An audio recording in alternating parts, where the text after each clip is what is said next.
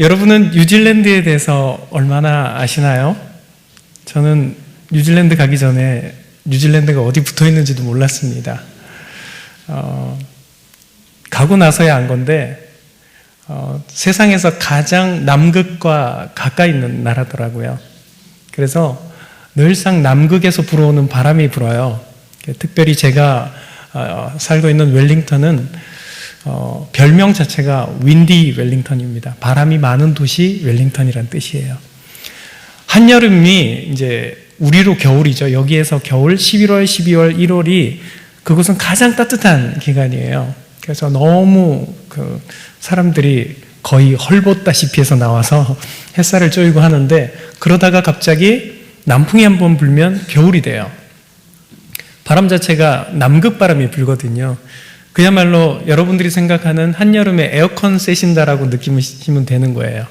그 바람이 확 불어오니까 사람들이 반팔을 입고 있다가 남극에 바람 불어오면 패딩 파카를 꺼내 입어요. 그 정도로 날씨가 하루에도 몇 차례씩 바뀌는 게 뉴질랜드입니다. 그러다 보니 웰링턴이나 뉴질랜드에 놀러 오시는 분들은 막 욕을 하세요. 무슨 기후가 이러냐고. 여름이라 그래서 왔는데 왜 겨울이냐고.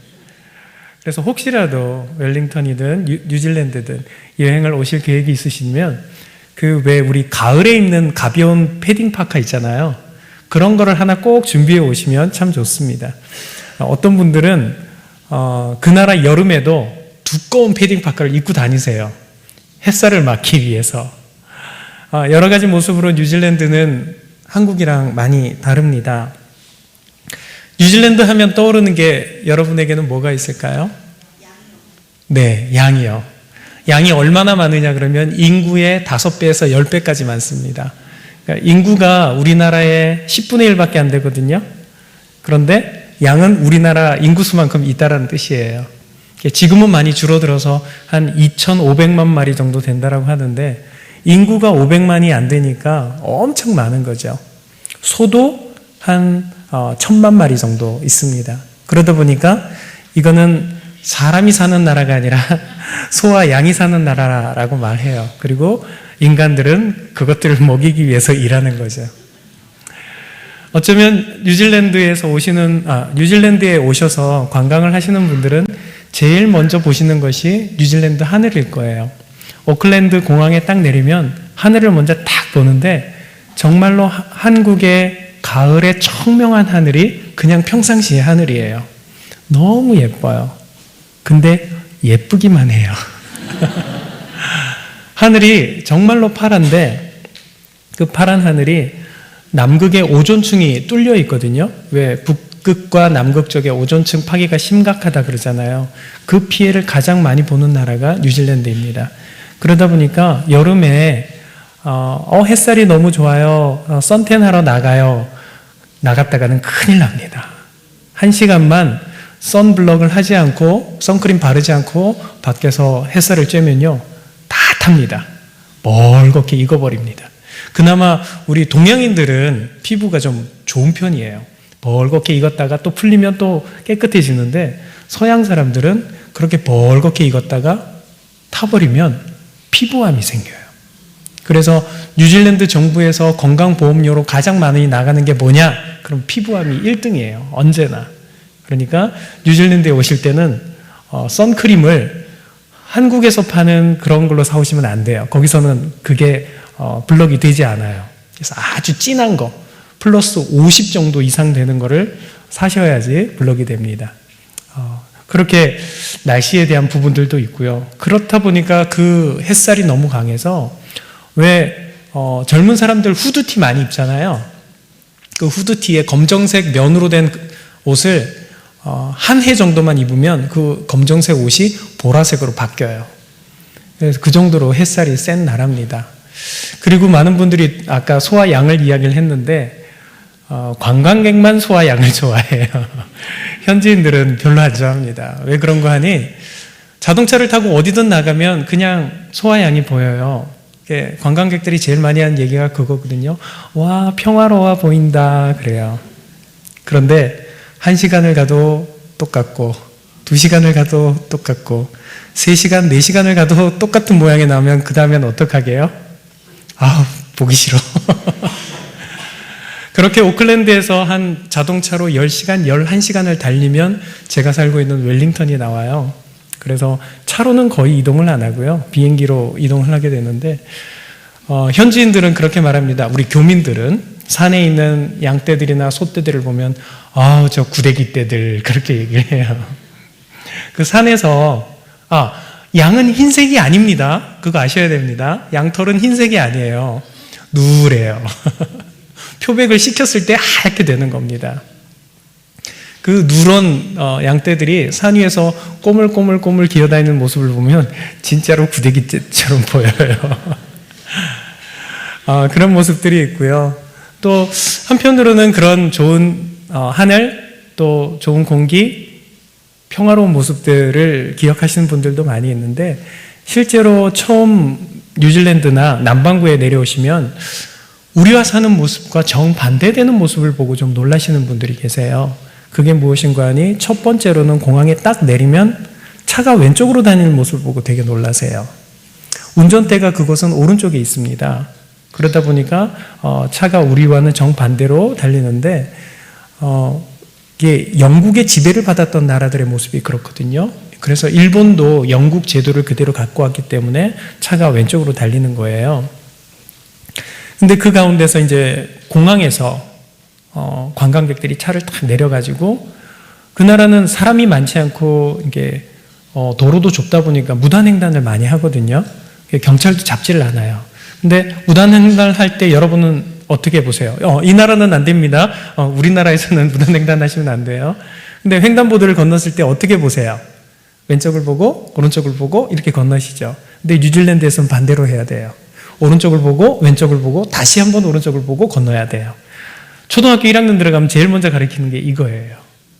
그런데 외국에서 오신 분들은 모르는 거잖아요. 그러다 보니까 오른쪽을 안 보고 왼쪽을 보고 차가 안 오니까 건너다가 교통사고 나는 사건이 너무 많이 일어나요. 이거는 제가 드리는 관광의 팁입니다. 뉴질랜드나 호주나 이렇게 자동차가 왼쪽으로 달리는 나라에 오시면요, 항상 오른쪽을 먼저 보세요. 얼마나 사고가 많이 나는지 공항에서 나가서 도로 앞에 서면 그 푯말부터 보여요. 오른쪽을 보세요 하고 써 있어요. 예, 그런 반대적인 모습도 있고요. 또 한편으로는 그 공항을 나와서 호텔로 가면, 호텔에 들어가서 제일 먼저 하는 게 뭐죠? 키를 꽂고 불을 켜야 되잖아요. 불을 켜는데 스위치가 반대로 돼 있어요. 우리는 스위치를 어떻게 해야지 불이 켜지죠? 올리는 거죠. 그런데 뉴질랜드는 스위치를 내려야 켜져요. 그러니까 사람들이 들어와가지고 스위치가 올려져 있는데 왜 불이 안 켜져요? 라고 질문하시는 분들이 계시더라고요. 그 외에도 호텔방에서 이제 밤하늘을 바라보면, 아까 공기가 좋다 그랬으니까 밤하늘의 별들이 정말 쏟아지듯이 보입니다. 아마 한국에 사시면서 평생 은하수 못 보신 분들도 계실 거예요. 특별히 요즘은 더 보기 힘들죠. 황사나 미세먼지가 많아서. 하지만 뉴질랜드는 그냥 도착해서 도시의 하늘인데도 불구하고 밤에 고개를 들면 은하수가 보입니다. 정말 예뻐요. 너무너무 예뻐요. 그런데 많은 분들이 질문을 하시죠. 우리가 밤하늘에 고개를 들고 별자리를 찾으면 제일 먼저 보는 게 뭐예요? 북두칠성이죠. 뉴질랜드에서는 북두칠성이 안 보입니다.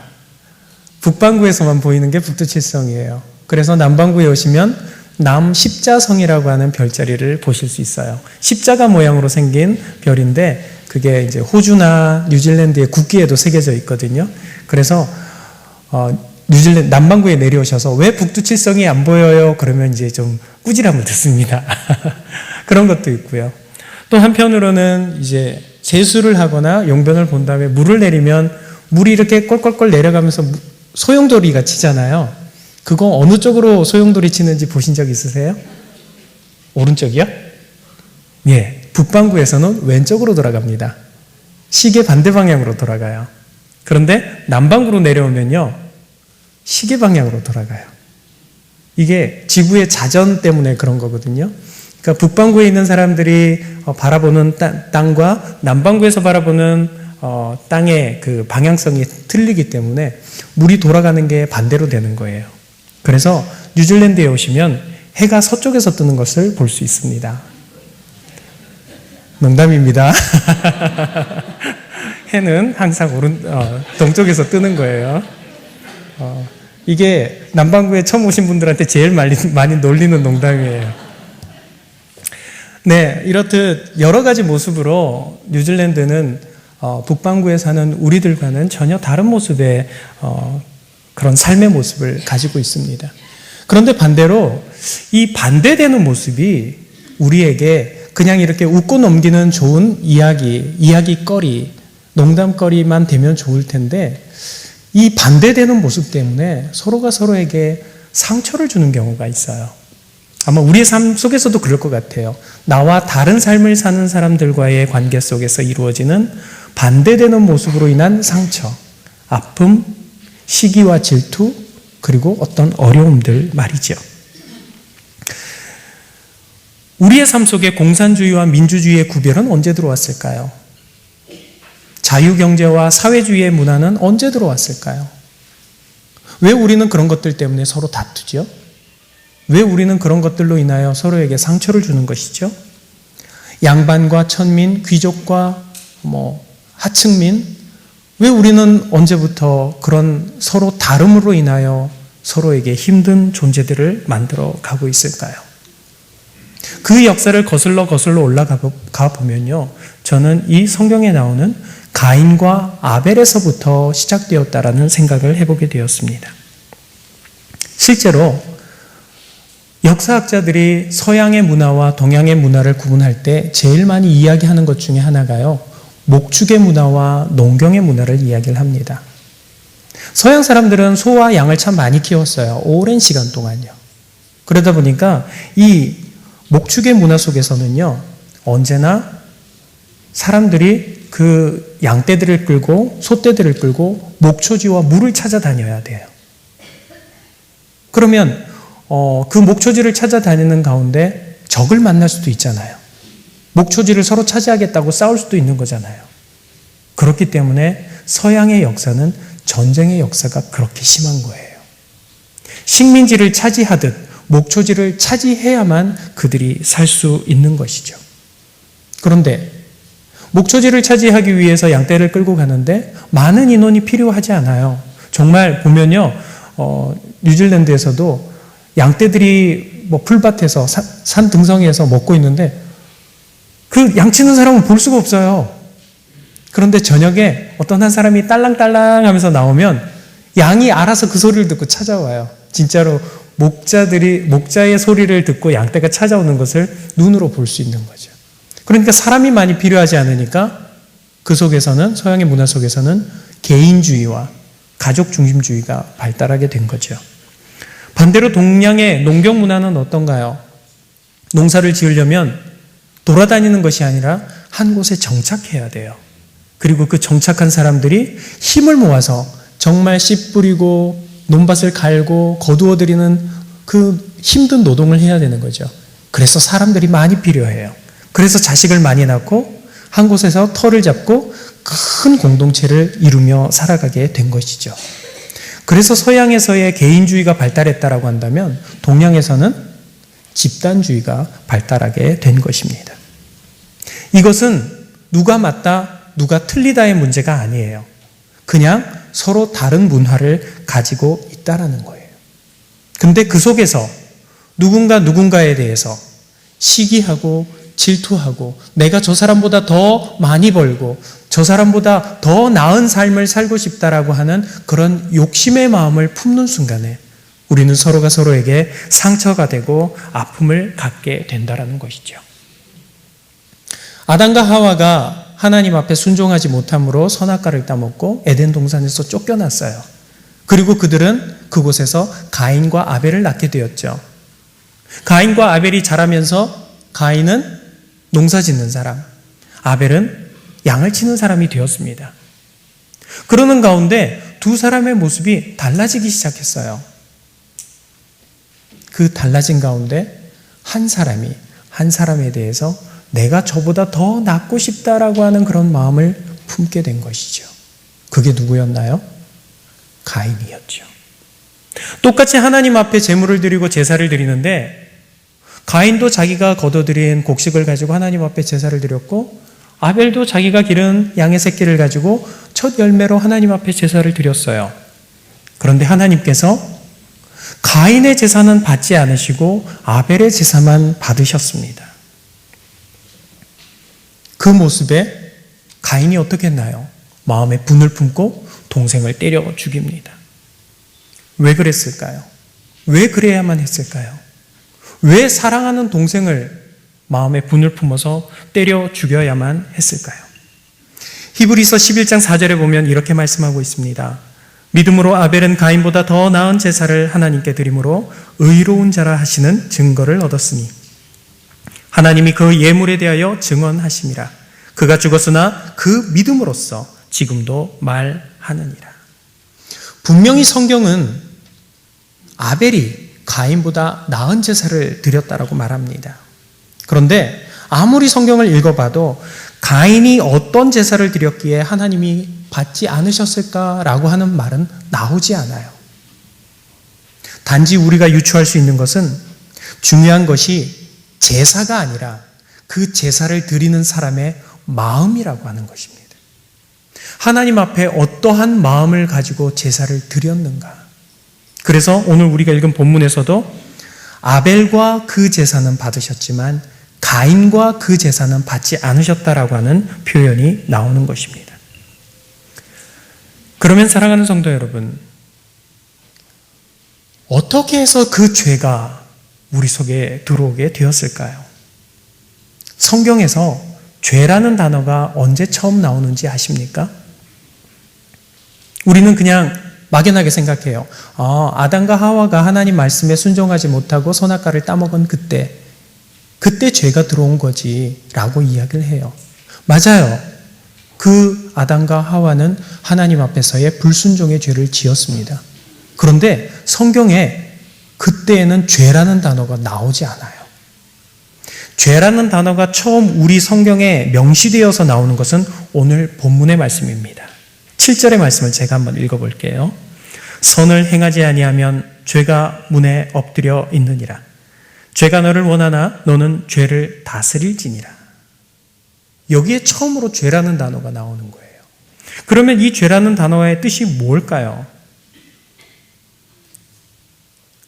죄라는 의미가 우리에게 어떻게 다가오는 것일까요?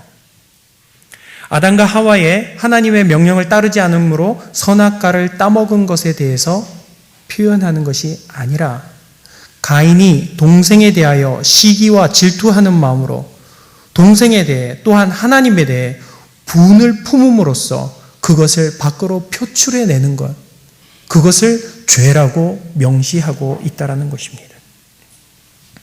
여기서 죄라고 번역한 히브리어 하타라고 하는 단어는요, 벗어나다 혹은 빗나가다라고 하는 뜻을 담고 있습니다. 그래서 어떤 신학자는요, 아담과 하와가 자신들의 자유의지를 통해서 진리의 길에서 벗어난 그 잘못된 선택이 가인으로 하여금 죄의 길을 열게 하였다라고 설명하고 있기도 하더군요. 그런데 정말로 하나님 앞에서 우리가 분을 품는 거, 인간이란 존재가 그렇잖아요. 뭔가 내가 억울함을 당하고 힘든 일을 겪고 타인에 대해서 아픔을 겪으면 마음에 분을 품을 수는 있는 거잖아요. 그렇잖아요.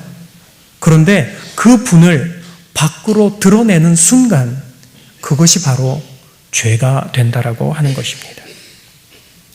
결국 가인은 죄의 길을 선택했습니다. 왜 네 마음에 분을 품느냐? 너는 죄를 다스려야 한다. 하나님께서 경고하셨음에도 불구하고 그는 그 분한 마음으로 동생을 쳐 죽이고 말지요. 이 사건 앞에서 우리는 아담이 저질렀던 그 죄의 모습을 발견하게 됩니다. 가인이 아벨을 쳐 죽이고 나서 하나님께서 그 동생에 대해서 묻죠. 네 동생 아벨이 어디 있느냐? 그때 가인이 어떻게 대답하나요? 모릅니다. 내가 동생을 지키는 자입니까? 이 모습이 똑같이 아담에게도 있었어요. 선악과를 따먹고 나서 하나님께서 아담을 부르시죠. 아담아, 아담아, 네가 어디 있느냐? 내가 벗은 것을 알고 숨었나이다 말할 때 하나님께서 물으시죠. 네가 내가 먹지 말라 했던 그 선악과를 먹었느냐? 그때 아담이 뭐라 대답합니까? 하나님께서 내게 주신 그 여자가 내게 주어서 먹었나이다. 그 여자가 누구예요? 하와지요. 그런데 하나님께서 그 하와를 아담에게 어떤 존재로 붙여주셨어요? 돕는 배필로 붙여주셨어요. 그 돕는 배필이 어떤 표현으로 영어에 나오는지 아십니까? 헬퍼라고 나옵니다. 돕는 자로 붙여주셨다고요. 이것은 단지 아담에게 하와가 헬퍼가 되는 것이 아니라 하와에게도 아담이 헬퍼가 되어야 한다는 뜻입니다. 그런데 지금 아담은 어떻게 하고 있나요? 그 여자가 내게 주어서 먹었습니다. 헬퍼라고 붙여주신 그 존재가 나에게 줘서 먹었어요. 이거는 하와가 깨뜨린 게 아니에요. 아담이 깨뜨린 거예요. 헬퍼로 붙여주셨는데 그는 브로커가 된 것입니다. 깨뜨리는 자가 된 것입니다. 가인도 마찬가지입니다. 하나님께서 물으시죠. 네 동생 아벨이 어디 있느냐? 모릅니다. 내가 동생을 지키는 자니까? Am I brother's keeper? 가인은 스스로 존재가 누구인지를 알고 있었던 거예요. 나는 동생을 지키는 자입니다. 나는 동생의 키퍼입니다. 라는 것을 알고 있었는데 반문하고 있는 거예요. 자신의 역할을 알지 못하고 동생을 지켜주지 못하는 자가 되었을 때 관계는 깨어지고 죽이는 자가 될 수밖에 없었던 것입니다. 아담과 하와가 서로에게 헬퍼가 되지 못하고 관계를 깨뜨리고 그들의 모습이 망가졌을 때 그들은 에덴 동산에서 쫓겨났어요. 가인이 동생 아벨을 지키지 못하고 그의 키퍼가 되지 못했을 때 그는 마찬가지로 땅에서 쫓겨나 방황하고 유리하는 자가 되었다라고 성경은 기록하고 있습니다. 이스라엘 백성들이 출애굽을 통해서 모세와 여호수아를 통해 가나안 땅에 들어가 그 젖과 꿀이 흐르는 땅에서 살게 되었지만 그들이 서로에게 키퍼가 되지 못하고 헬퍼가 되지 못했을 때 어떻게 되었나요? 아수르와 바벨론에 의해서 멸망당하고 쫓겨나며 포로가 되지 않았습니까? 지금 우리가 살아가는 이 땅에서 우리는 어떻게 살아가고 있나요? 우리는 서로에게 헬퍼가 되고 있습니까? 키퍼가 되고 있습니까? 만약 그러지 못한다면 하나님은 우리를 이제 어디로 쫓아내실까요? 지난 3년 동안 우리는 코로나로 참 고생했습니다. 뉴질랜드에서도 코로나 때문에 참 많은 사람들이 힘든 시간을 보냈어요. 저는 지난 3년 사이에 저희 어머니를 잃었습니다. 그리고 장례식도 참석하지 못했고 일주기에 또 오지 못했습니다. 코로나 때문에요. 그래서 누구보다도 코로나가 싫었습니다.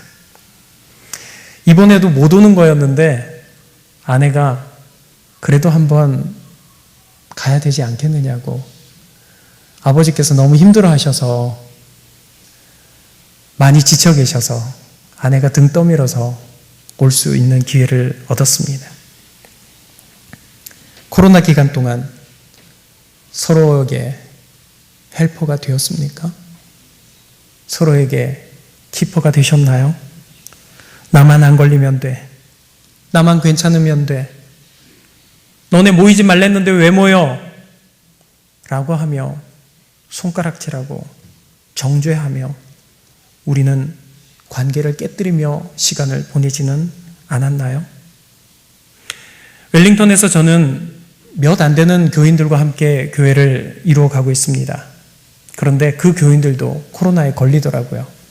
그래서 코로나에 걸린 교인들을 위해서 어떻게 도와줄 수 있을까 싶어서 생필품을 좀 사가지고 갖다 줬어요. 나라에서도 생필품이 나오는데 그 나라가 서양 사회잖아요. 그러니까 빵, 버터, 우유 그런 것만 갖다 줘요. 우리는 뭐가 필요하죠? 김치가 필요하죠. 그래서 김치 사고 또 한국 음식 좀 사가지고 우리 성도님 가정에 만나지는 못하고 문 앞에 놓고 가는 거예요. 그러면서 전화했어요. 집사님, 생필품 좀 사다가 집 앞에 놓고 가요. 챙겨 드세요. 그런데 한두 번 하니까 우리 성도님들이 그게 서로 전염이 되는 거예요. 이게 좀 뒤늦게 어떤 성도님 가정이 코로나에 걸렸는데 저한테 전화가 온 거예요. 목사님, 왜 무슨 일이 있어요? 코로나에 걸렸는데 부자가 됐어요. 그러는 거예요. 성도님들께서 서로 그 코로나 걸린 분들이 힘든 줄 아니까 막 챙겨다가 갖다 주니까 음식을 사지도 않았는데 음식 부자가 된 거예요. 저는 이것이 헬퍼라고 생각합니다. 이 모습이 서로에게 키퍼가 되는 삶이라고 생각합니다.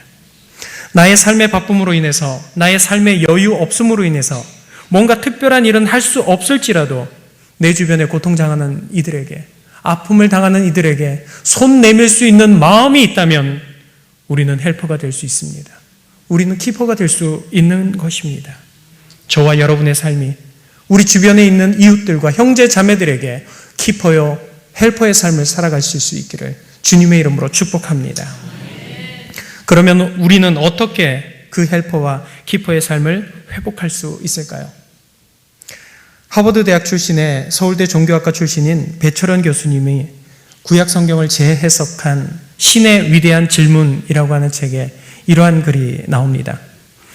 2004년 보스턴에 있는 플리트 센터에서 대선에 출마한 민주당 존 캐리 상원 의원이 당시 무명에 가까운 한 인물에게 찬조 연설을 맡겼어요. 그는 민주당 상원 의원으로 출마한 시카고 출신의 케냐 이민자 2세인 버락 오바마였습니다. 그는 이 연설 가운데 이렇게 말합니다. 만일 시카고 남부에 글을 읽지 못하는 소년이 있다면 그 아이가 제 아이가 아닐지라도 그 사실은 제게 너무나 중요합니다. 만일 어딘가에 약값을 지불하지 못하는 노인이 의료비와 월세 중에 하나를 택해야 한다면 그녀가 제 할머니가 아닐지라도 제 삶마저 가난하게 되는 것입니다. 만일 어떤 아랍계 미국인이 정당한 법적 절차 없이 체포당했다면 그것은 제 시민권에 대한 침해이기도 합니다. 그러면서 덧붙여 오바마는 이렇게 말합니다. 저는 다음과 같은 근본적인 믿음이 있습니다. 저는 제 형제들을 지키는 자입니다. 저는 제 자매를 지키는 자입니다. 이것이 바로 이 나라를 작동하게 만드는 것입니다. 이것이 우리로 하여금 우리의 개인적 꿈을 추구하지만 미국이라는 하나의 가족으로 모이게 하는 것입니다. 우리는 여럿으로 구성된 하나입니다. 이 위대한 연설을 통해서 버락 오바마는 4년 뒤에 미국의 대통령이 됩니다. 저는 이 버락 오바마의 연설을 듣는 중에 성경 속에 나오는 한 인물이 떠올랐습니다. 그것은 바로 다윗입니다. 사무엘상 23장을 읽어보면 다윗이 사울 왕에게 쫓겨서 광야를 막 도망다니던 그런 때의 기록이 나옵니다. 그런데 그때 가운데 사람들이 다윗에게 찾아와 이렇게 말합니다. 보소서, 블레셋 사람이 그일라를 쳐서 그 타작마당을 탈취하였습니다. 이 말을 듣고 다윗이 하나님 앞에 묻습니다. 하나님, 내가 가서 이 블레셋 사람들을 치리이까? 다윗의 지금의 상황이 어떤 상황이라고요? 도망자의 신세였어요. 사울이 쫓아오니까 죽음을 무릅쓰고 도망다니는 때였어요. 그런데 사람들이 사울 왕에게 와서 이야기를 하는 것이 아니라 다윗에게 와서 이야기를 해요. 블레셋 사람들이 그일라를 쳤어요. 어떻게 하면 좋을까요? 다윗이 어떻게 해야 할까요? 어쩌라고? 나도 이렇게 힘든데 어쩌라고? 충분히 말할 수 있는 상황이었어요. 하지만 다윗은 그렇게 하지 않았어요. 다윗이 하나님 앞에 질문하는 그 질문의 기도가 저는 이렇게 다가왔습니다. 하나님, 제게는 권한이 없습니다. 하지만 저는 그일라 사람들을 지키고 싶습니다. 이것이 위대한 지도자의 모습입니다. 헬퍼요, 키퍼의 역할을 할 수 있는 지도자의 모습이라는 것입니다. 다윗이 사울 왕을 피해서 아둘람 굴로 도망하였을 때 그의 주변에 사람들이 찾아옵니다. 사무엘상 22장 1절에 환난당한 모든 자와 빚진 모든 자와 마음이 원통한 자가 다 그에게로 모였고 그는 그들의 우두머리가 되었는데 그와 함께한 자가 400명 가량이었다. 아멘.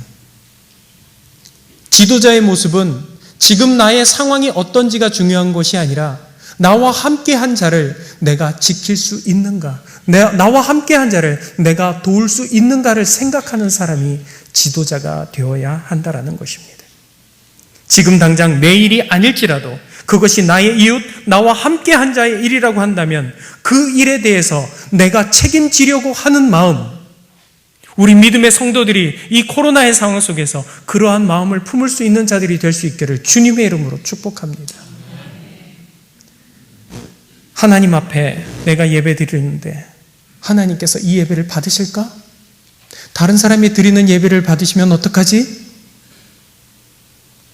우리에게 중요한 것은 그것이 아니에요. 내가 내 주변에 있는 이웃들, 내 형제들, 내 자매들에게 내가 헬퍼로서 살고 있는가? 내가 키퍼로서 살고 있는가? 그러한 마음을 품고 있을 때 하나님을 사랑하고 내 이웃을 내 몸과 같이 사랑하는 성도의 삶을 살게 되는 것입니다. 이것이 바로 예수님께서 우리에게 가르쳐 주신 진리가 아닐까요?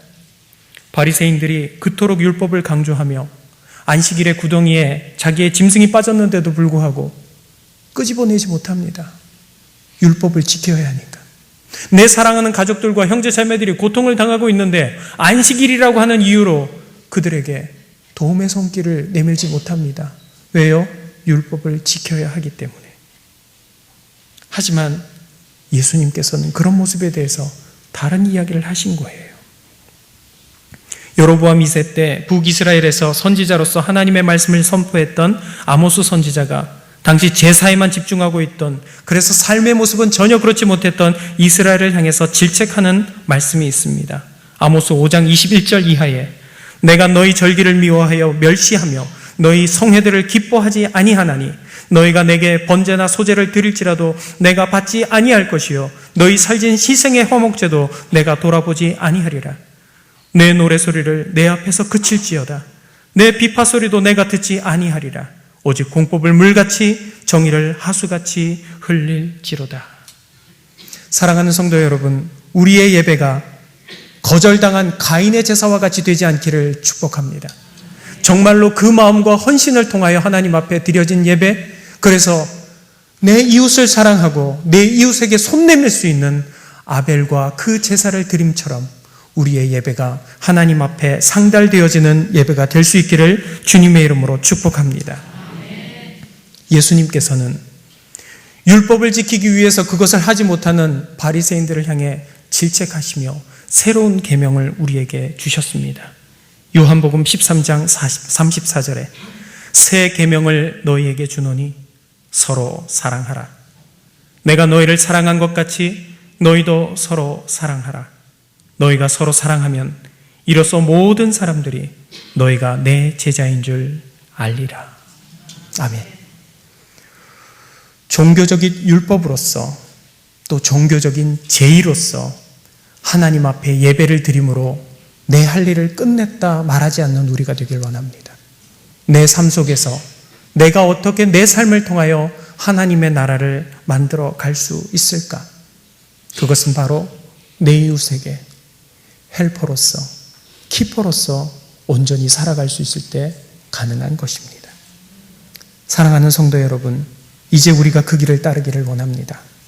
나의 삶 속에 가장 작은 일을 통해 헌신하며 도움의 손길을 내미는 삶. 그래서 정말로 여러분은 이 대한민국 땅에서, 저는 그 뉴질랜드 웰링턴 땅에서 헬퍼로서, 키퍼로서 살아갈 수 있는 우리 모두가 될 수 있기를 간절히 축원합니다. 기도하시겠습니다. 하나님 감사합니다. 오늘도 허락하신 이 예배의 자리에 부족한 종을 세워주시고 하나님의 말씀을 증거하게 하시니 감사합니다. 이제 이 땅에서 우리가 헬퍼로서 살아가길 원합니다. 키퍼로서 살아가길 원합니다. 나의 형제들, 나의 자매들, 그들에 대해서 책임을 질 수 있는 삶. 이 코로나의 시간이 끝난 후에도 다시 한번 회복하여 하나님의 나라를 그렇게 아름답게 세워가는 우리 모두가 되게 하여 주시옵소서. 감사드렸고 예수님의 이름으로 간절히 기도하옵나이다. 아멘.